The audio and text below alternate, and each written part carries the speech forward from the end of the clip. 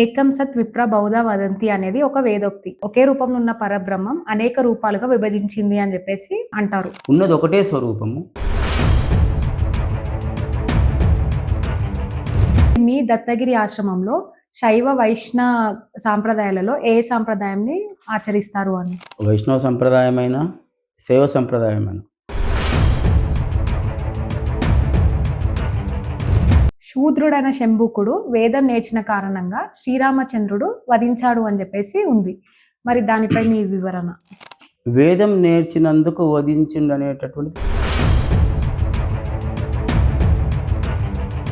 గురువుగారు, మన హిందూ సాంప్రదాయంలో అమ్మ ఒక స్త్రీకి ఉన్న గొప్పతనం గురించి వివరించండి గురువుగారు. తప్పకుండా. స్త్రీకి చాలా గొప్పతనం ఉంది అమ్మ. సమాజ హితం కోసం మీరు ఏ కార్యక్రమాలు చేస్తున్నారో వివరించండి గురువుగారు. అన్ని వర్గాల వాళ్ళకు మన దత్తగిరి మహారాజ్ ఆశ్రమం నుంచి మీ సందేశం ఏందో చెప్పండి. సందేశము ఆశ్రమం నుంచి ఒకటే ఉంటుందమ్మా.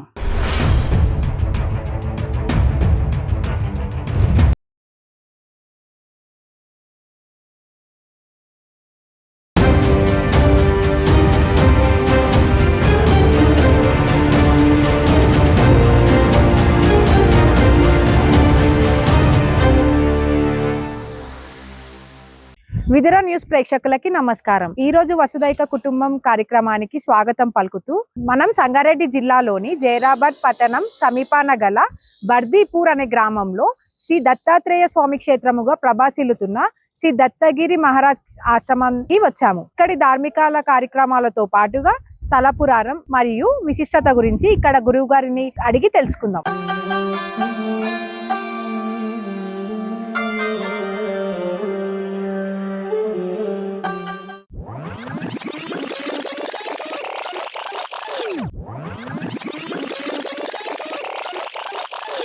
ఇప్పుడున్న సమాజంలో ఈ కులం అనే భావన ఎక్కువ అవుతుంది కదా, మరి ఒప్పుకుంటారా అలా ఒక విప్రుడిగా ఈ సమాజంలో కొనసాగలుగుతాడా అనేది నా ప్రశ్న. వాళ్ళు ఒప్పుకున్నా ఒప్పుకోకపోయినా వాళ్ళ మార్పు అయితే వచ్చేస్తుంది. ఆ ప్రతి వ్యక్తిలో మార్పు రావాలి. అరే నేను రోజులు ఏం చేశాను, మా పూర్వీకులు ఏం చేశారు అనేది, నేను మంచి పని చేస్తున్నాను కదా అనేటటువంటి భావన. ఈ జనం అనేటటువంటిది ఒప్పుకుంటారు ఒప్పుకోరు వేరే విషయం. ఒప్పుకున్నా ఒప్పుకోకపోయినా ఒక్క జీవితాన్ని అద్భుతమైనటువంటి మార్గంలోకి తీసుకోవచ్చు. మేము కూడా చేయగలము అనేటటువంటిది ఆ ఆలోచనతోనే ఈ యొక్క కార్యక్రమం చేపడుతున్నాను. ఇలా చేసే క్రమంలో ఇతర పెద్ద పెద్ద కులాలు కొంచెం ఎట్లా అంటే విపరీత ధోరణాలకి దారితీస్తుంది కదా గురువుగారు. అలా ఎప్పుడన్నా మీ ఆశ్రమానికి ఈ పిల్లలపై ఆక్షేపించడం కానీ అలా ఎప్పుడైనా జరిగిందా? అలాంటిది ఏం జరగలేదు, కానీ కొన్ని మాకు ఎదురయ్యాయి. దానికి మేము సమాధానాలు చెప్పాము, చేస్తున్నాము, చేసుకుంటూ వెళ్తున్నాము. కానీ యాక్చువల్గా కూడాను వాళ్ళు ఆ భావన తగ్గాలి. లేని వాళ్ళకి చెప్పట్లేదు, ఉన్న వాళ్ళకి చెప్తున్నాను. ప్రతి మానవుడు సమానమే, సృష్టిలో ప్రతి ఒక్కరు సమానమే. అదే మనము సత్యయుగం తీసుకుంటే అప్పుడు వర్గాలు లేవు, బ్రాహ్మణ వర్గం ఒకటే ఉంటుంది. ఇప్పుడు నిరంతరం భగవంతుని ధ్యానం చేసేటటువంటిది బ్రాహ్మణ వర్గం అంటే పుట్టుకతో కాదు. బ్రహ్మ మానసపుత్రుడు ఋషులు ఉన్నారు, వారి యొక్క సంతతి ఉంది. వాళ్ళు ఎప్పుడు నిరంతరం భగవంతునిలోనే ఉండిపోయారు సత్యయుగంలో. కాబట్టి అక్కడ వర్ణాలు లేవు. కృతయుగం వచ్చిన తర్వాత వర్ణాలు ఏర్పడడం జరిగింది. ఆ తర్వాత ద్వాపారం వచ్చింది, అక్కడ కొంత మార్పు వచ్చేసింది. ఇప్పుడు కలియుగంలో అయితే పూర్వ మార్పు వచ్చేసింది. కలియుగంలో అయితే ఏం అక్కర్లేదు, ఎక్కడ చూసినా ఎలాగుంది అంటే ఇప్పుడు ఈ కలియుగంలో ప్రతి ఒక్కరికి అర్హత ఉంది భగవంతుని స్మరించడానికి. అంటే ప్రతి యుగంలో ఉంది, కానీ ఆ యుగంలో అవకాశం లేదు కదా. ఇప్పుడు 2000 సంవత్సరాల పూర్వము జీసస్ లేడు, కానీ ఆ రోజు మనం ఇంకో ధర్మం గురించి చెప్పి అక్కర్లేదు, మనదే చెప్పుకున్నాం. కానీ ఇప్పుడు విడిపోయినట్లయింది.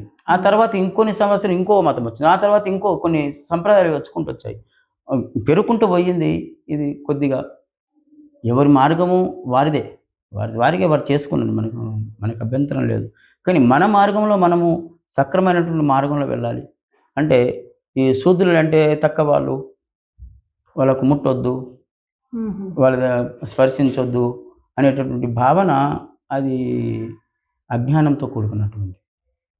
శూద్రత్వం అంటే మనం అనుకుంటాం, శూద్రత్వం అంటే అంటరాని వాళ్ళుగా పరిగణిస్తారు. అది శూద్రత్వం అంటే అంటరాని వాళ్ళు కాదు.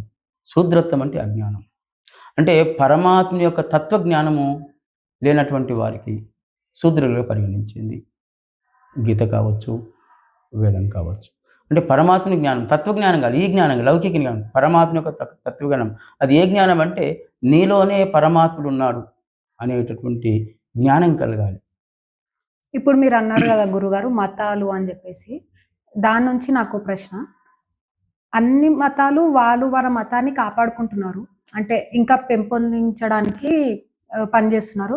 కానీ మన హిందువులు మాత్రమే మన అస్తిత్వాన్ని కాపాడుకోవడం. మన హిందువుల దోషం ఒకటే ఈ కులం. నేను గొప్పవాడిని, నేను ఎక్క కులంలో ఉన్నాను, వాడు తక్కువ కులంలో ఉన్నాడు, వాడు నా కిందనే ఉండాలి, నేను చెప్పిందే వినాలి అనేటటువంటిది మనలో ఉండేటటువంటి ఎక్క ధోరణి అది. మన దానికి ఇప్పుడు ఇస్లాం పరంపర వచ్చి ఎన్ని సంవత్సరాలు అవుతుంది? 1600 సంవత్సరాలకు పూర్వం లేదు. కానీ ఇప్పుడు దేశాల్లో 2వ స్థానంలో ఇస్లాం దేశం ఉంది. అది ఇస్లాం, ముస్లిమ్స్ ఉన్నారు కదా. అదే జీసస్ 2000 సంవత్సరాలు పెద్ద మతంగా అదే ఉంది. మనం లక్షల సంవత్సరాల నుండి చెప్పుకుంటూ వస్తున్నాం, మనది ఉంది, పరంపర ఉంది అని చెప్పి మనం తగ్గుతూ వచ్చింది. అంతే ఎందుకంటారు? ఇప్పుడు ఇండియాకి మన స్వతంత్రం వచ్చినప్పుడు 82% ఉన్న హిందువులు ఈరోజు 60కో 70కో దిగిపోయారు, పడిపోయింది. అంటే కారణం ఏంటి అంటే మనము మన దానిలో మనమే కొట్టుకుంటున్నాం. నువ్వు గొప్ప, నేను గొప్ప, నేను బ్రాహ్మణుడు ఉన్నాను, ఆయన వైశ్యుడు ఉన్నాను అంటాడు, ఆయన శూద్రుడు అంటాడు, ఇంకా రకరకాల కులాలు చెప్తారు. ఆ కులాలు చెప్పి సంఘాలను ఏర్పాటు చేశారు కులాలు. ఈ సంఘంలో ఏమైనా సమస్య ఉంటే నేను మాట్లాడాలి, ఇతర సంఘాల గురించి మనం మాట్లాడేది లేదు. మన సంఘంతో మనమే మాట్లాడాలి. మన వాళ్ళకి ఏమి ఇబ్బంది అవుతుంది మనం మాట్లాడాలనే స్థితికి తీసుకొచ్చేది. కానీ మనదొకటి మీకు చెప్తాను తల్లి, మనది అంత మను సంతతి, ఇది వీళ్ళు గ్రహించాలి. కశ్యపుడు ఋషి యొక్క సంతతే, ఆ కశ్యపుని సంతతే మను, ఆ మను యొక్క సంతతే మనందరిది. అందుకే మానవుడు అంటారు. ఈ మానవుడు వచ్చింది పేరు మను నుంచే మానవుడిగా వచ్చింది. ఇప్పుడు జానకి ఉంది అనుకోండి, ఎవరి పుత్రిక అంటే జనకుని యొక్క పుత్రిక జానకి అని పిలుస్తాం, జనకు నుంచి వచ్చింది కాబట్టి.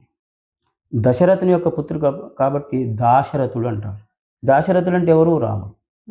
వసుదేవుని యొక్క పుత్రుడు కాబట్టి వాసుదేవుడు అంటాం. పర్వత మహారాజు యొక్క పుత్రిక కాబట్టి పార్వతి అంటున్నాం ఒక పేరు పిలుస్తున్నాం కదా. అయితే మను యొక్క పుత్రుడు కాబట్టి మానవుడు అని అంటున్నారు.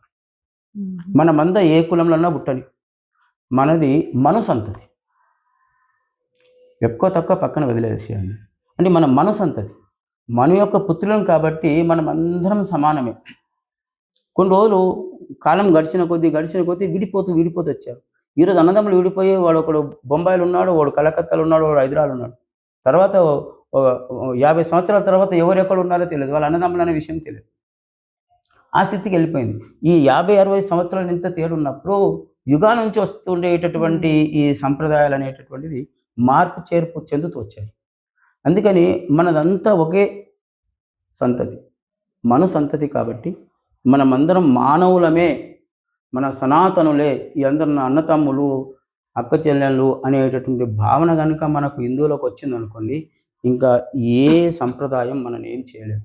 ఈ మన కులాల వారుగా ఇంకోటి విభజించి పాలించు అనేటటువంటి విషయంలో విభజిస్తూ పాలిస్తూ వస్తున్నారు.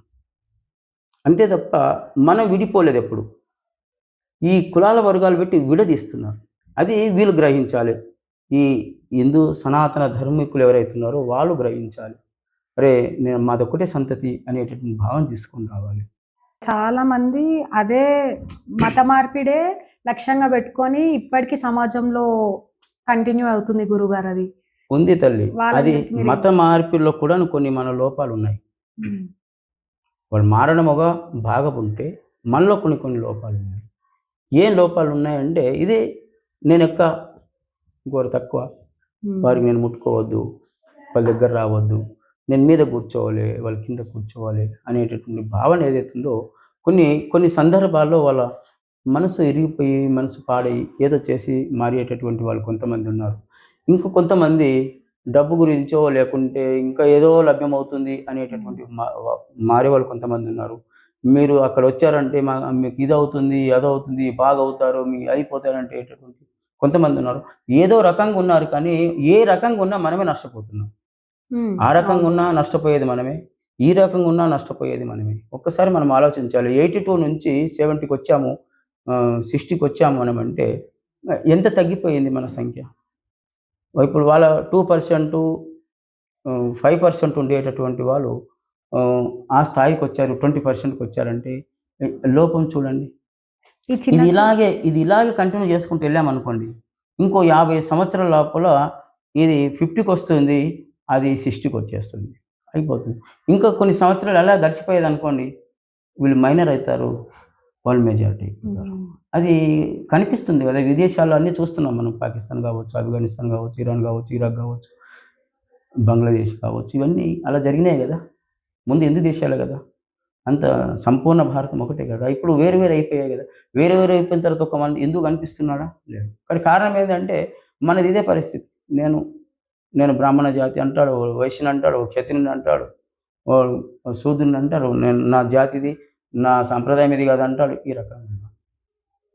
అందుకు ఇప్పుడైనా మనము మనసు మార్చుకొని మనమందరం ఒకటే అన్నదమ్ములము, ఒకే కుటుంబం, వసుదైవక కుటుంబం అనేటటువంటి భావన ఏదైతుందో, ఆ కుటుంబము ఒకటే కుటుంబంలో ఉన్నామనే భావన ఉంటే మనకు ఎదిరించేటటువంటి సత్తా ప్రపంచంలో ఎవరికీ లేదు. ఎందుకంటే అంత గొప్పనైనటువంటి సంప్రదాయం మన సనాతన ధర్మం. గురువుగారు మీరు అనుమతిస్తే అమ్మ. సమాజంలో ఉన్న కొన్ని లోతుగా ఉన్న ప్రశ్నలన్నీ అడుగుదాం అనుకుంటున్నాను. తప్పకుండా తల్లి, తప్పకుండా అడగండి. ఏకం సత్ విప్ర బౌద్ధ వదంతి అనేది ఒక వేదోక్తి. ఉంది. దానికి అర్థం ఒకే రూపంలో ఉన్న పరబ్రహ్మం అనేక రూపాలుగా విభజించింది అని చెప్పేసి అంటారు. మరి అనేక రూపాలుగా విభజించిన పరబ్రహ్మాన్ని ఒకే రూపంలో ఎందుకు విభజించి అనేది? అని కాదమ్మా. ఏకం సత్ విప్ర బహుధా వదంతి. ఉన్నది ఒకటే స్వరూపము.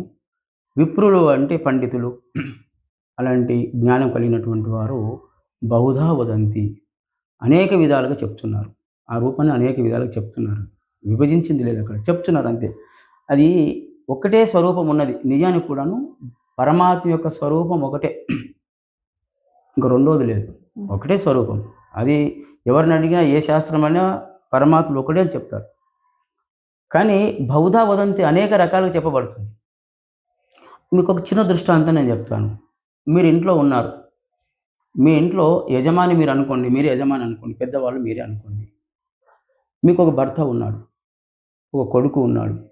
ఒక తల్లి ఉంది. ఒక మామ ఉన్నాడు. ఒక తండ్రి ఉన్నాడు. ఒక స్నేహితులు ఉన్నారు. అలాగ ఉన్నారు కదా! అలాగ ఉన్నప్పుడు మీకు ఒక్కొక్కరు మీ దగ్గరకు వచ్చినప్పుడు మీలో భావన చేంజ్ అవుతుంది. ఎదుటివారి భావన చేంజ్ అవుతుంది. ఉన్న స్వరూపం ఒకటే. మీ అబ్బాయి వచ్చాడు అనుకోండి, అమ్మ అని గట్టిగా పట్టుకుంటాను నేను. ఆప్యాయత, అనురాగం ఉంటుంది అక్కడ. అదే తల్లి వచ్చింది అనుకోండి, అయ్యో మీకు కౌగిలించుకుంటుంది. ఆ భావన వేరుంటుంది. మీ భర్త వచ్చాడు అనుకోండి, భర్త వచ్చినప్పుడు ఉండేటటువంటి భావన వేరుంటుంది. అదే తండ్రి వచ్చాడు అనుకోండి, తండ్రి ఉన్నప్పుడు పిలిస్తే పలుకుతావు కదా. భర్త వచ్చి పిలిస్తే పలుకుతావా? కుమారుడు వచ్చి పిలిస్తే పలుకుతావా? అమ్మ అన్నా పలుకుతావు. ఇంకోరు వచ్చి ఇంకో రకంగా పిలుస్తారు. మేము వచ్చి ఏమండి అంటే పలుకుతావు. అంటే ఎవరు ఇంట్లో కుటుంబ సభ్యులందరూ కూడాను ఒక్కొక్కరు ఒక్కో రకంగా నేను పిలుస్తారు. ఓరు అత్త అంటారు, ఓరు చెల్లి అంటారు, ఓరు అక్క అంటారు, ఓరు అమ్మ అంటారు. ఏ రకంగా పిలిచినా ఉండే స్వరూపం ఒకటే. కానీ ఒకే స్వరూపం ఉంది కనుక ఆ ఒకే రకంగా ఉన్నారా మీరు? వాళ్ళు ఎన్ని రకాలు పిలిస్తే అన్ని రకాలు తయారవుతున్నారు. ఎక్కడి నుంచి అవుతున్నారు? భర్త వచ్చినప్పుడు ఆ భావన వేరుంటుంది. తండ్రి వచ్చినప్పుడు భావన వేరుంటుంది. తమ్ముడు వచ్చినప్పుడు భావన వేరుంటుంది. మీ మామ వచ్చినప్పుడు భావన వేరుంటుంది. ఇప్పుడు ఎవరు వచ్చినా, బంధువులు వచ్చినప్పుడు భావన, నీ స్నేహితులు వచ్చినప్పుడు ఉండేటటువంటి భావన, వాళ్ళతో భావన కూడా చేంజ్ అవుతుంది. మనకు మామూలు వ్యక్తులకే ఇంత మార్పు చేర్పులు ఉన్నాయి మన లోపల. సృష్టికర్త భగవంతుడి లోపల సృష్టికర్త ఉన్నాడే. ఆ సృష్టికర్త లోపల ఎన్ని భావనలు చేంజ్ అయితే చెప్పండి. వాడు సృష్టించినటువంటి ఏ రకంగా పిలిచిన ఒకటి మీకు చిన్న దృష్టాంతం మీకు చెప్తానమ్మా నేను. మహాభారతంలో ఒక చరిత్ర వస్తుంది. అర్జునుడు మరి హనుమంతుడు ఇద్దరు కలుస్తారు ఒక సముద్ర తీరాన. కలిస్తే నేను ఎప్పటి నుంచో వచ్చినటువంటి హనుమంతుడు ఆయన చెప్తాడు, అర్జునుడు చెప్తాడు నాకన్నా గొప్పవాడు లేడు అని చెప్పేసి చెప్పినప్పుడు వాళ్ళిద్దరు వాదవాదం వచ్చినప్పుడు నేను బాణాలతోటి వారధి కడతాను, అది అది రా ఏం ఋషి చెప్తాడు, నారద మహర్షి వచ్చి ఎవరు గొప్పవాళ్ళు అనేది ఇలా చేయండి అని చెప్పేసి ఆయన బాణాలతోటి వారధి కడతాడు. హనుమంతుడు టక్కున దుంకేస్తాడు దాని మీద. దుంకినప్పుడే చురు అయిపోతుంది. మళ్ళీ కడతాడు, మళ్ళీ అలాగే, మళ్ళీ కడతాడు, మళ్ళీ అలాగే. లాస్ట్కి అర్జునుడు ఒక ప్రతిజ్ఞ చేస్తాడు, ఈసారి కనుక ఈ యొక్క వారధి కూలిపోయిందంటే నేను ఆత్మాహుతి చేసుకుంటాను అని చెప్పేసి. అప్పుడు శ్రీకృష్ణ పరమాత్ముడు కింద తాబేలు అవతారంలో ఉండి ఆ వారధికి ధీటుగా ఉండి హనుమంతుడు ఏదైతే దుంకుతాడో దుంకినప్పుడు అది కదలకుండా సముద్ర తీరాన్ని ఉంటాడు. అప్పుడు నేను గెలిచిన అంటాడు. అప్పుడు హనుమంతుడు అంత లోపల శ్రీకృష్ణ పరమాత్ముడు ప్రత్యక్షమవుతాడు. కానీ శ్రీకృష్ణుడు ప్రత్యక్షమవుతాడు కానీ హనుమంతుడిని నమస్కరించాడు, కృష్ణునికి నమస్కరించాడు, అర్జున్ నమస్కరిస్తాడు. ఈయనవాడు కొత్తగా వచ్చినప్పుడు అప్పుడు శ్రీకృష్ణ పరమాత్ముడే రామావతారాన్ని చూపిస్తాడు. అక్కడ రామునిగా, ఇక్కడ కృష్ణునిగా, ఇద్దరికి ఒకే రూపం ఉండేటటువంటి వ్యక్తి ఒకరికి కృష్ణునిగా కనిపిస్తారు, ఒకరికి రాముని కనిపించిన చరిత్ర ఉంది. అప్పుడు శ్రీకృష్ణుడు చెప్తాడు, ఏదైతే కృతాయుగంలో రామ అవతారం ఉంటే ఈ ద్వాపారంలో కృష్ణుడికి నేను అవతరించినని చెప్పేసి ఇద్దరికి అనుగ్రహించి అప్పుడు యుద్ధంలో నాకు సహకరించాలి అని ఏది కావాలంటే సహకరించాలంటే అర్జును యొక్క యుద్ధ రథం పైన ఆయన ధ్వజం పైన నేను ఉంటాను, నీకు విజయానికి ఉంటానని చెప్పేసి అనుగ్రహించినటువంటి మహాభారతం చరిత్ర చెప్తుంది. అంటే ఇది నేను ఎందుకు మీకు చెప్పానంటే మన భావన ఎలాగుంటే అలాగా భగవంతుడు కనిపిస్తాడు. భావనతోనే కానీ భగవంతుల్లో మార్పు లేదు. నువ్వు రాముడు అంటావా, రాముడు అని భావన. కృష్ణుడు అంటావా, శివ అంటావా, నువ్వు ఏదన్నా పిలవండి, ఏది పిలిచినా ఒకే శక్తి, ఒకే చైతన్యం పరమాత్ముడు, ఇంకో రెండో శక్తికి ఇంకా. అందుకని మనము పరమాత్ముడు ఒక్కడే, ఒకే శక్తి అంతా నడిపిస్తుంది. ఏ రకంగానూ పిలువు. గురువు గారు, బ్రహ్మ విష్ణు మహేశ్వరుల అంశగా మనం దత్తాత్రేయ స్వామిని పూజిస్తాం కదా, మరి మీ దత్తగిరి ఆశ్రమంలో శైవ వైష్ణవ సాంప్రదాయాలలో ఏ సాంప్రదాయాన్ని ఆచరిస్తారు అని? అంటే బ్రహ్మ విష్ణు మహేశ్వరుల స్వరూపమే దత్త స్వరూపం. ఏ స్వరూపానికి మనం ఎలా పూజించినా పొందేది అక్కడే. వైష్ణవ సంప్రదాయమైన శైవ సంప్రదాయమైన ఆ దత్తావతారం వచ్చింది దానికి. వైష్ణవులు వేరు కాదు, శైవులు వేరు కాదు, అందరు ఒకటే నాయన అని గురువుగారు బోధ చేసింది. అందరము గురు పరంపరలో వెళ్ళాలి, వచ్చినటువంటి స్వరూపమే దత్త స్వరూపం. ఆయన జన్మ కూడా అలాగే వచ్చింది.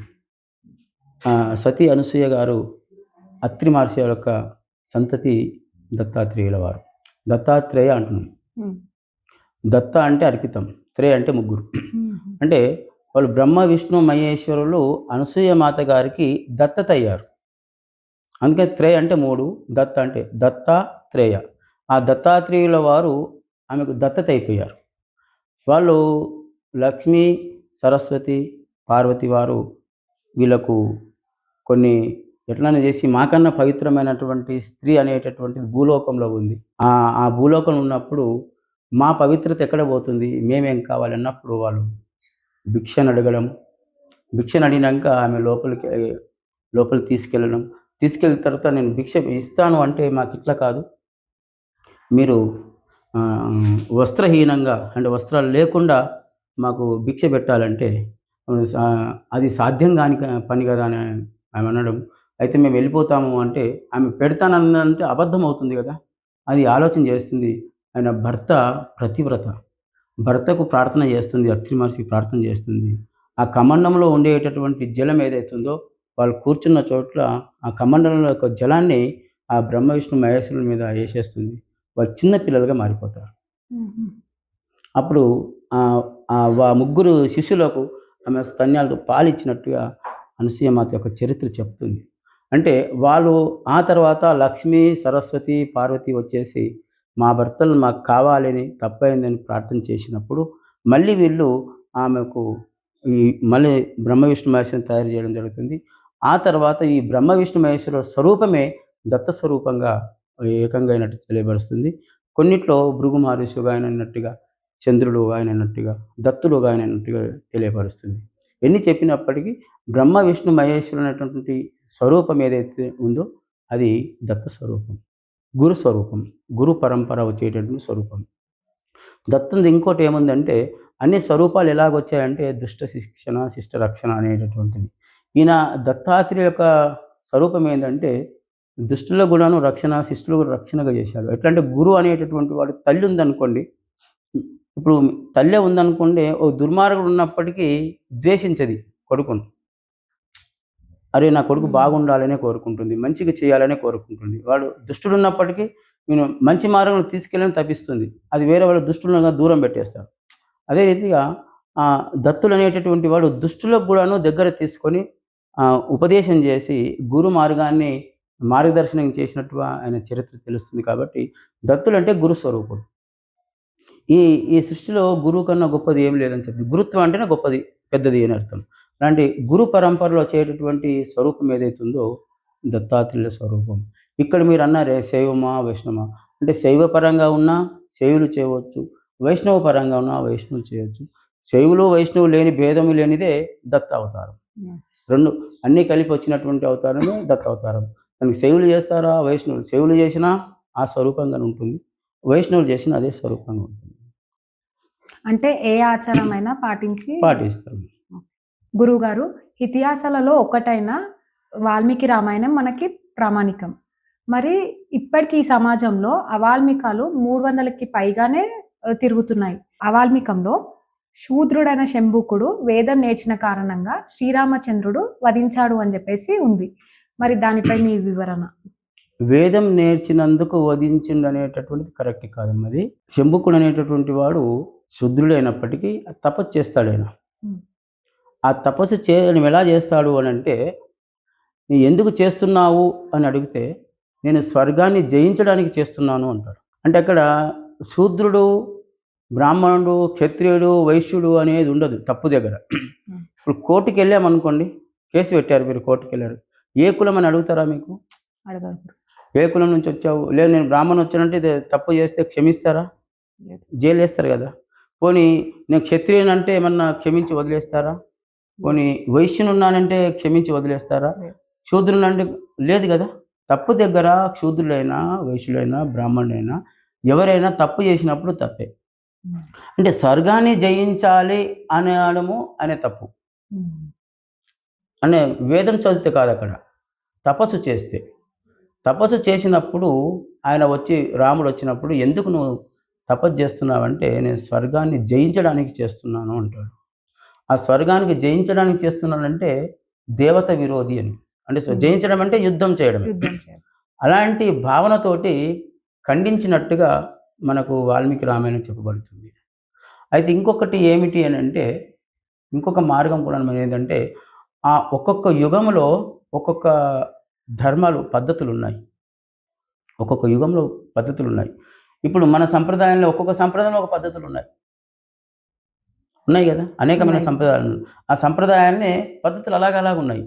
వాళ్ళ దగ్గరికి వెళ్ళినప్పుడు అదే పద్ధతి. తిరుపతికి వెళ్ళామనుకోండి, ఆ పద్ధతి వేరుంటుంది. బయటికి వెళ్ళి దర్శనం చేయించి పంపించేస్తారు. అదే శ్రీశైలం వెళ్ళామనుకోండి, తల పెట్టి మొక్కి రావచ్చు. అదే కాశీకి వెళ్ళామనుకోండి, తల పెట్టి మొక్కి రావచ్చు. అంటే అక్కడ పద్ధతులు అలాగున్నాయి. ఆ పద్ధతిలో నేను పోతాను లోనికి అంటే కుదరదు. నేను లోనికి వెళ్తాను, నేను వెంకటేశ్వర స్వామి ముట్టుకొని నేను మొక్కుతానంటే కుదరదు. 2-3 దర్వాజాల ముందే, ద్వారంలో ముందు నుంచే బయటకు పంపించేస్తారు. అదే శ్రీశైలంకి వెళ్ళండి, మీరు ముట్టుకొని స్పర్శించి దర్శనం చేసుకోవచ్చు. అంటే ఒక్కొక్క యుగానికి కొన్ని పద్ధతులు ఉన్నాయి. ఆ యుగంలో ఉండేటటువంటి పద్ధతులు ఏమంటే, బ్రాహ్మణ క్షత్రియులు మాత్రమే తపస్సు చేయాలి అనేటటువంటి నియమం. అంటే సత్యయుగంలో మొత్తం బ్రాహ్మణ్సే. బ్రాహ్మణుడు అంటే జాతి కాదు, మళ్ళీ ముందే చెప్పాను నేను. బ్రాహ్మణ అనేటటువంటి జాతి కాదు, స్థాయి. అది ఒక స్థాయి. అయితే అప్పుడు అందరూ వాళ్ళే ఉన్నారు, అందరూ తపస్సు చేసేటటువంటి వాళ్ళు. అంటే ఏ ఆలోచన లేకుండా వేద పారాయణం, వేద పఠనం, వేదాన్ని ధర్మాన్ని బోధించుకుంటుండేటటువంటిది. కాబట్టి అప్పుడు అందరూ వాళ్ళు చేశారు. ఇక్కడ కృతాయుగంకి వచ్చేసరికి క్షత్రియుల వారు తపస్సు చేయడం ప్రారంభించారు. కాబట్టి ఈయన చేసేటటువంటిది అక్కడక్కడ పద్ధతి ఉంది. కాబట్టి వీళ్ళు కాకుండా చేస్తుండని ఉండవచ్చు. అందుకు తల ఖండించినట్టుగా చెప్పబడుతుంది. అయితే మీరు అనే ఆలోచనలు ఏముందంటే, శూద్రులు కనుక అని అంటున్నారు మీరు. కాబట్టి రాముని ఉద్దేశం శూద్రత్వం కింద లేదు అక్కడ. ఒకవేళ శూద్రుడు అని అంటే గుహుడెవడు? శూద్రుడు. గుహుడు ఎవరు చెప్పండి? శూద్రుడే కదా. పోనీ ఆ, జాంబవంతుడు ఎవరు? శూద్రుడు. హనుమంతుడు. హనుమంతుడు వానరు, వానరుడు. వానరు కదా. శబరి ఎంగిలి పండ్లు తిన్నాడు. ఆమె కొరికి కొరికిస్తే మనం ఆ ముసలి వాళ్ళను చేతిలో పట్టుకుంటే తినలేం మనం. ఏడేడా చేయి పెట్టిందో, యా నోటు పెట్టి దగ్గర ఏదో పెట్టిందని చెప్పేసి. కానీ అలాంటి శబరి సగం కొరికి నమిలి ఇచ్చేసింది, అవి తిన్నాడు. ఆ భావన ఒకవేళ రాముని దగ్గర ఉంటే ఎందుకు అవి తినేవాడు? ఎందుకు వాళ్ళని ముట్టుకునేవాడు? వాళ్ళకి ఎందుకు దగ్గర తీసేటటువంటి వాడు కాదు కదా. అంటే రాముడికి ఈ భావన లేదు, శూద్రుడు అది అనేటటువంటి భావన లేదు. అక్కడ ఆయన చేసేటటువంటి తప్పు అనేటటువంటి భావన ఉంది, తప్పు భావన ఉంది కాబట్టి అది శిక్షించవలసి వచ్చింది. నేను స్వర్గాన్ని జయిస్తానంటే శిక్షించవాలి. వేదాంతం చదివితే కాదు, నేను స్వర్గాన్ని జయిస్తాను అన్నప్పుడు శూద్రులే కాదు, అక్కడ ఏ బ్రాహ్మణుడు ఉన్నా ఆయన పని చేస్తుండేనేమో. ఇక్కడ ఇది ఉంది కాబట్టి ఇలా చెప్పవలసి వచ్చింది. అందుకే రాక్షసత్వానికి, అంటే నేను జయిస్తాను అనేటువంటి భావనకు ఆయన అలా చేయవలసి వచ్చిందేమో. అంటే రామాయణం ఇది నిజమైనటువంటి వాల్మీకి రామాయణం రకంగా ఉంటే వీళ్ళు పక్క మీరే చెప్తున్నారు, దానికి సంబంధించినటువంటి అన్ని ఎవరన్నా రాసి ఉండవచ్చు. అది మాత్రం వేదం అనేటటువంటిది కాదు, ఈ భావనతో ఉండేటటువంటిది అందులో ఉంది.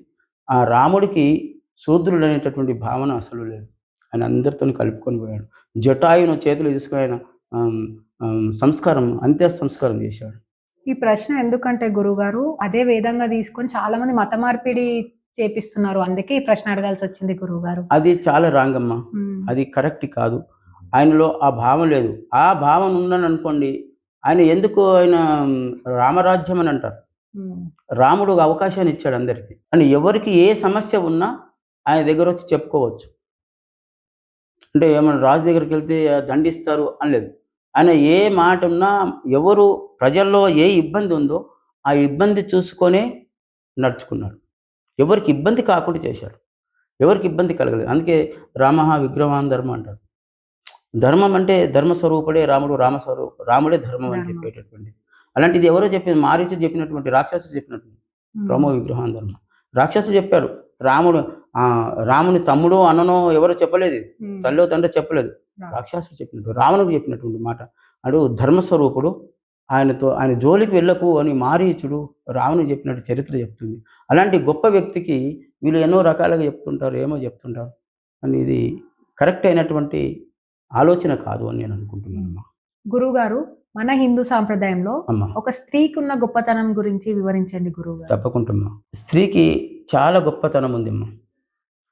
ఉపనిషత్తులన్నీ కూడా చెప్తున్నాయి.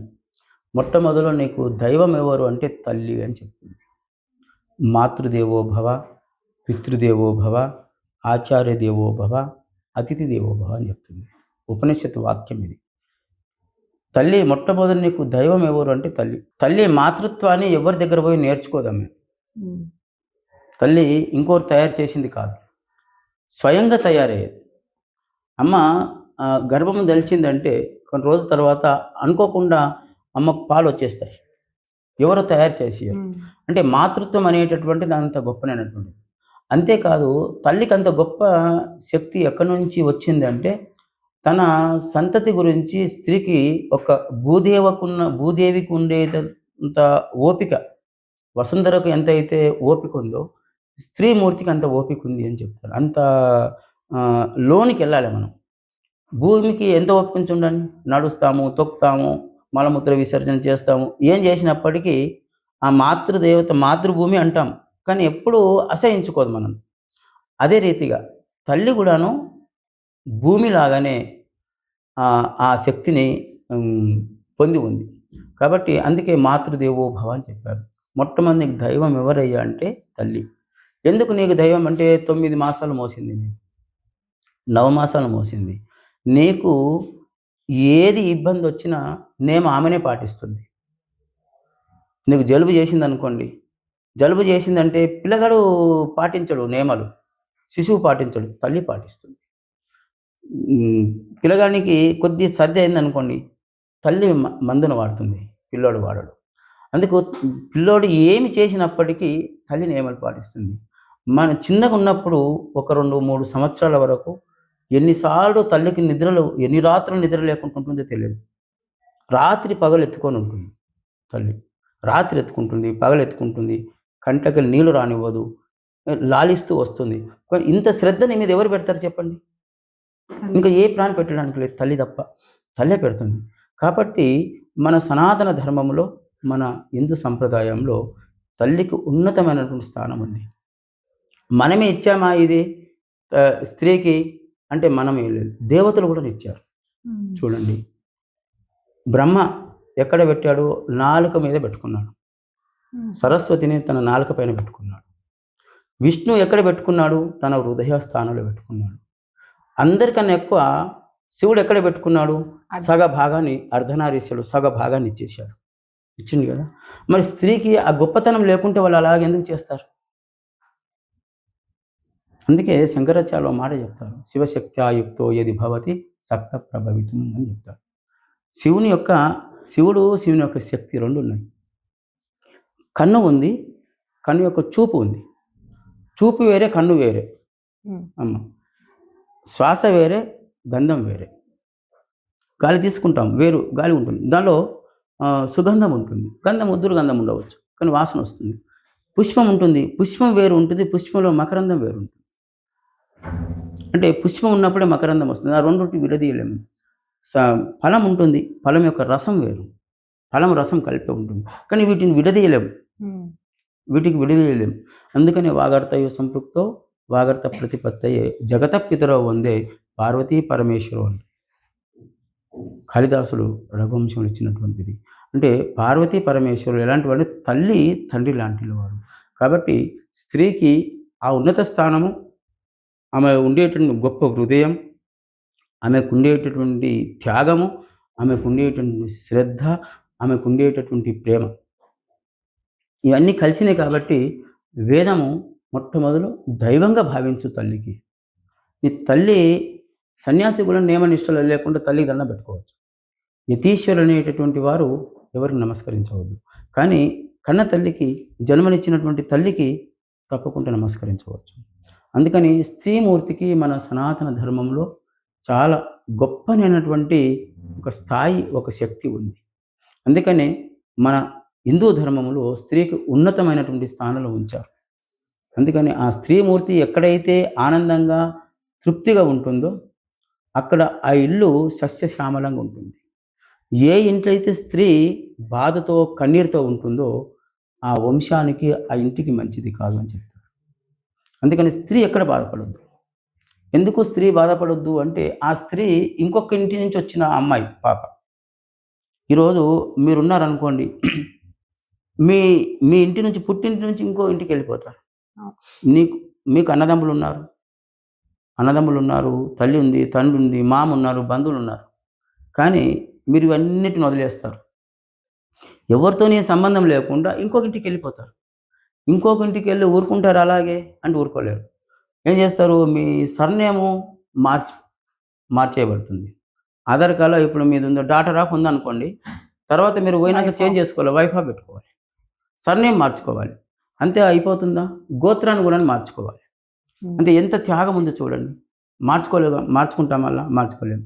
అంటే ఒక మాతృత్వం గురించి, ఒక కుటుంబం గురించి, ఒక తన వాళ్ళ గురించి అన్నిటికీ సిద్ధమవుతుంది త్యాగం చేయడానికి. అందుకనే స్త్రీమూర్తికి అంత గొప్ప శక్తి ఉంది. కాబట్టి స్త్రీకి మన సనాతన ధర్మంలో అంత గౌరవం ఉంది. కాబట్టి స్త్రీకి ఆ ఉన్నత స్థానం ఉండాలి, అలాగే సాగాలని తెలియపరుస్తుంది తల్లి. గురువుగారు, మన ఆశ్రమంలో ఎక్కడ చూడని విధంగా 12 జ్యోతిర్లింగాలు ఉన్నాయి కదా గురువుగారు? అవునమ్మా. దాన్ని స్థాపించడానికి విశిష్టత. దత్తగిరి మహారాజు గారు జీవసమాధి అయిన తర్వాత ఇప్పుడు ఉండేటటువంటి గురువర్యులు అవధూతగిరి మహారాజు గారు పండలపురం వెళ్ళారు. అక్కడ పండలపురం వెళ్ళినప్పుడు ఈయన చిన్నగా, ఆ వయసు ఇంచుమించు 25 ఉండొచ్చు అనుకుంటాను, 25 సంవత్సరాలలో ఆయన పండలపురం వెళ్ళడం జరుగుతుంది. అయితే ఈ గురువు గారికి భూచక్రం అనేటటువంటి ఒక లింగం ఇచ్చాడు. ఆయన ఒక లింగం ఇచ్చాడు, అందులో చక్ర రూపంగా కదులుతుండే. అలాంటి లింగాన్ని ఈ గురువుగారికి దత్తగిరి మహారాజు గారు ఇచ్చారు. అయితే అక్కడ జ్యోతిర్లింగాలు అక్కడ ఉన్నాయి పండలపురంలో. అక్కడ పెట్టేసి చిన్నగా ఉన్నారు కదా, ఆయన చిన్న ఏకవస్త్రం ఉంటుంది, అది కట్టుకొని ఇది అన్న పెట్టేసిండు. ఆ చెవుసుట్లో అది పూలలో కలిసిపోయిందో ఎవరు కలిసిపోయిందో అది మాయమైపోయింది, అక్కడ లేదు, ఆయన పెట్టిన దగ్గర లేదు. అప్పటి నుంచి అరే గురువుగారు ఇచ్చినటువంటి ఒకే ఒక వస్తువు నా దగ్గర ఉంది, అది పోయింది కదా అని చెప్పేసి ఆయన ఏడుస్తూ ఇంచుమించు ఒక నెల 2 నెలలు నీళ్లు తాగకుండా ఏడుస్తూ అది ఉన్నప్పుడు, అప్పుడు ఇట్లా మహాత్ములు ఉండేటటువంటి వాళ్ళు అక్కడ పోయింది కదా, ఒక్క లింగం పోయింది కదా, ఇక్కడ మనం లింగం స్థాపన చేయొచ్చు కదా అంటే, అక్కడ ఎట్లా పండ్లపురంలో ఉండేటువంటి జ్యోతిలింగాలు ఏవైతున్నాయో ఆ జ్యోతిర్లింగాలు ఇక్కడ మళ్ళీ ప్రతిష్టాపన చేయడం జరిగింది. అంటే ఇది ఇప్పుడు జ్యోతిలింగాలు ఏవైతున్నాయో ఇప్పుడు అవధూతగిరి మహారాజు గారు ప్రతిష్టాపన చేయడం జరిగింది. దానికి ఒక చరిత్ర ఉంది. అన్ని లింగాలు ఒకే దగ్గర పెట్టి చాలా గొప్ప ఎత్తున ఆ కార్యక్రమం చేయడం జరిగిందమ్మా. గురుగారు, అలాగే ఈ ఆశ్రమం నుండి సమాజ హితం కోసం మీరు ఏ ఏ కార్యక్రమాలు చేస్తున్నారో వివరించండి గురుగారు. అమ్మ, ఈ ఆశ్రమం దత్తగిరి మహారాజ్ ఆశ్రమం నుండి ఒక వైదిక పాఠశాల ఉంది. అన్ని వర్గాల వాళ్ళకు వైదికం నేర్పించాలని ఇంతకుముందు కూడా మీకు చెప్పాము. ఇంచుమించు మా దగ్గర 80 మందో 90 మంది విద్యార్థులు ఇప్పుడు ఉన్నారు. ఆ వైదిక పాఠశాల 6 సంవత్సరాల కోర్సు ఉంటుంది. 2 సంవత్సరాలు ఒక కోర్సు, అంటే 6 సంవత్సరాలు అర్చక వర ప్రవర అనేటటువంటి కోర్సులు ఉంటుంది. అది ఇంచుమించుగా దత్తగిరి మహారాజు గారు ఉన్నప్పుడే అందరికీ పిలిచి ఆయన రుద్రాక్ష గట్టి ఉపదేశం చేయడం జరిగింది. ఆయన దృష్టిలో పెట్టుకొని ఈ యొక్క వైదిక పాఠశాల ఇక్కడ ఉండేటటువంటి వాళ్ళు అందరికీ కూడాను వర్గాలకు అతీతంగా అందరికీ నేర్పించడం జరుగుతుంది. ముఖ్యంగా అది మన సనాతన ధర్మాన్ని అందరి వైపు తీసుకెళ్ళాలనేటటువంటి ఒక తపనతోటి మాత్రం అది చేస్తున్నాం, అందరికీ తెలిసి రావాలని చెప్పేసి. నెక్స్ట్ గోమందిరం ఉంది ఇక్కడ, అష్టశైలి సప్త ఋషి గోమందిరం అనేటటువంటిది గోమందిరం అవుతుంది. ఆ గోమందిరం ఒక్కొక్క ఋషి పేరు మీద ఒక్కొక్క ఆవు, ఒక్క వృక్షం ఉంటుంది. కశ్యపుని పేరు మీద ఒకటి ఉంటుంది, ఒక వృక్షం ఉంటుంది. తులసి, కశ్యపుడు అంటే తులసి, అత్రి అంటే ఔషధ చెట్టు, భరద్వాజుడు అంటే ఉత్తరేణి, విశ్వామిత్రుడు అంటే బిల్వపత్రము, గౌతముడు అంటే దత్తూర. ఇట్లా ఒక్కొక్క ఋషి పేరు మీద ఒక్కొక్కటి ఉంటుంది. జమదగ్ని గరిక, వశిష్ఠుడు జంబి వృక్షము. ఇట్లా ఒక్కొక్క ఋషి పేరు మీద ఒక వృక్షం ఉంది, ఒక ఆవు ఉంది అక్కడ. శ్రీకృష్ణ పరమాత్మ యొక్క ప్రతిమ అంటే విగ్రహం ఉంటుంది. శ్రీకృష్ణుడు వేణు గానం చేస్తున్నట్టుగా ఉంటుంది. ఆ గోవులు పక్కగా మేత మేస్తున్నట్టుగా గోమందిరం ఉంది. అదే గోశాల ఉంది. గోశాల ఇంచుమించు ఒక 100 ఆవుల దాకా ఉంటాయి అక్కడ. గోమందిరం దగ్గర ఒక 20-30 ఉంటాయి, ఇక్కడ 70-80 దాకా ఇక్కడ ఉంటాయి. ఒక 100 ఆవుల దాకా గోవులు ఉంటాయి. ఇవి ఆ రకంగా మన నక్షత్ర వనం అనేది ఒకటి ఉంది. నక్షత్ర రాశి నవగ్రహ సంపూర్ణ వనం అనేది ఉంది. మీరు శనేశ్వరుని యొక్క ఆలయం ఉంటుంది. శనేశ్వరుని ఆలయం దాటి కొద్దిగా వెళ్ళారనుకోండి, అక్కడ అన్ని వృక్షాలు ఉన్నాయి. అంటే అందులో కొన్ని 4-5 వృక్షాలు మాత్రం అవి వేస్తే ఈ వాతావరణానికి ఆ హిమాలయాలు ఉండేటటువంటి కొన్ని వృక్షాలు ఉన్నాయి, అవి సెట్ కావట్లేదు, అవి ఇక్కడ పెరగట్లేదు. కానీ ఇంచుమించుగా అన్ని వృక్షాలు అక్కడ ఉన్నాయి. అందుకని నక్షత్ర వనము, వృద్ధాశ్రమము, ఇంకా ఏదన్నా అన్నదాన కార్యక్రమము, విశ్వమానవ ధర్మ ప్రచార పరిషత్ అనేటటువంటిది ఏదైతుందో, విశ్వమానవ ధర్మ ప్రచార పరిషత్ ఏదైతుందో, అది అందరూ మానవులంతా మనమంతా దేవుని పుత్రులమే, మనం మంచి మార్గంలో వెళ్ళాలి అని చెప్పడం జరుగుతుంది. ఆ పరంపరనే యొక్క ఆశ్రమం నడుస్తుంది, శంకరాచార్య పరంపర. ఇది గురువుగారి యొక్క ఆశీస్సులతోటి ఇప్పుడు ఉండేటటువంటి అవధూతగిరి మహారాజు గారి యొక్క మార్గదర్శనంలో ఈ కార్యక్రమం జరుగుతుంది. దత్తగిరి మహారాజ్ చారిటబుల్ ట్రస్ట్ అనేటువంటి ట్రస్ట్ ఉంది. ఆ ట్రస్ట్ నుంచే ఈ కార్యక్రమాలు మనం చేస్తున్నాం. వసుదైక కుటుంబం కోసం మీ ఆశ్రమం నుండి కుల, వర్గ, ప్రాంత అనే భేదాలు లేకుండా అందరినీ హక్కున చేర్చుకొని ధర్మం ఏంటో చెప్తున్నారు గురువు గారు. అలాగే ఇక్కడ విశిష్టత గురించి, మన హిందూ సాంప్రదాయాల గురించి చెప్పినందుకు ధన్యవాదాలు గురువు గారు. అలాగే గురువు గారు, ఈ సమాజానికి మన దత్తగిరి మహారాజ్ ఆశ్రమం నుంచి మీ సందేశం ఏందో చెప్పండి. సందేశము ఆశ్రమం నుంచి ఒకటే ఉంటుందమ్మా, వసుదేవ కుటుంబకం. మనమందరము భగవంతుని యొక్క పుత్రులం. అందరము కలిసి ఈ సనాతన ధర్మం వైపు బయలుదేరాలి. అందరూ సుఖశాంతులతో ఉండాలి, ఎవరు ఇబ్బంది పడకుండా ఉండాలి. మనం కలిసి ఉన్నప్పుడే సుఖం ఉంటుంది, విడిపోతే దుఃఖం అవుతుంది. ఎంత కలిసి ఉంటే అంత ఐక్యత పెరుగుతుంది. ఈ సనాతన ధర్మం యొక్క విశిష్టత పెరుగుతుంది. ఆ సనాతన ధర్మానికి ఒక శక్తి వస్తుంది. ఇప్పుడిప్పుడే అందరికీ అర్థమవుతుంది, మనం ఇంతవరకు మనం ఏం చేశాము, ఇప్పుడు మనం ఏం చేయాలి అనేటటువంటిది అర్థమవుతుంది. అందరిలో ఉండేటటువంటి చైతన్య శక్తి ఒకటే ఉంటుంది, రెండు ఉండదు. నాలో ఉన్న ఆ చైతన్య శక్తి ఒకటే, మీలోనున్న చైతన్య శక్తి ఒకటే, పక్క వాళ్ళు ఎవరిలో ఉన్న చైతన్య శక్తి ఒకటే. లాస్ట్ చెప్పడం ఏంటంటే అందరం కలిసి ఉండాలి, వసుదేవ కుటుంబంలా ఉండాలి, పరమాత్మ యొక్క పుత్రుల్లా ఉండాలి, కలిసిమెలిసి ఉండాలనే ఈ యొక్క ఆశ్రమం యొక్క ముఖ్యమైనటువంటి ఉద్దేశం. ఆ మార్గంలో వెళ్తున్నాము. ఆ మార్గంలో అందరూ అంగీకరించి ముందుకు సాగాలనేటటువంటిది మా తపన ఈ ఆశ్రమం నుండి. పూర్ణమద పూర్ణమిదం పూర్ణాత్ పూర్ణముదచ్యతే పూర్ణస్య పూర్ణమాదాయ పూర్ణమేవావశిష్యతే. ఓం శాంతి శాంతి శాంతి.